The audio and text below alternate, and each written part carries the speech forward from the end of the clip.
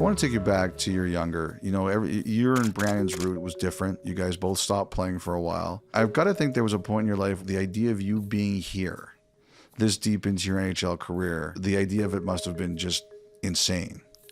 Yeah, I mean, when I was, I didn't play hockey grade 10 and 11 competitively. So, I mean, I was working at Pizza, making pizzas. So you're one of the pizza makers? Yeah, I was. I made a terrible pizza. So sorry if anyone was getting pizza at the exhibition or Ontario Place, but I wasn't making very good pies. But yeah, that's what I was doing, and hanging out with my buddies and trying to make enough money to sneak into the bar and have a couple drinks. But yeah, things changed really, really quickly.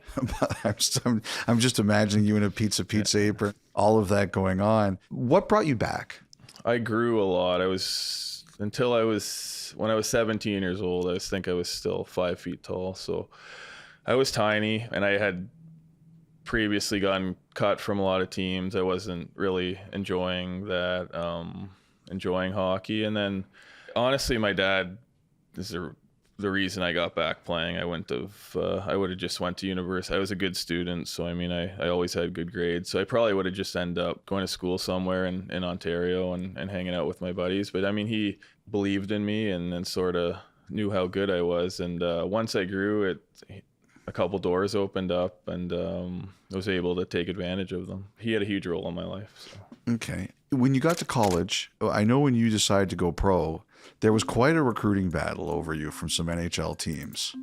What do you remember about all of a sudden people are saying, you know, Chris, you're going to go to the NHL here. You're going to have a shot. Just sort of taking advice from people, and you could always go back to school sort of thing, right? If this is could be your one opportunity and only opportunity to go play, which my dad was definitely stressing. So it ended up being a really good decision, and I'm very thankful for. It was like once one team saw me, then there was 10 teams, but the two front runners were Vancouver and Ottawa, sort of, and both had really good meetings. So you walk into a room with Bieksa, Kessler, the Sedins, Burrows, Luongo. What do you remember about the first time meeting all these guys?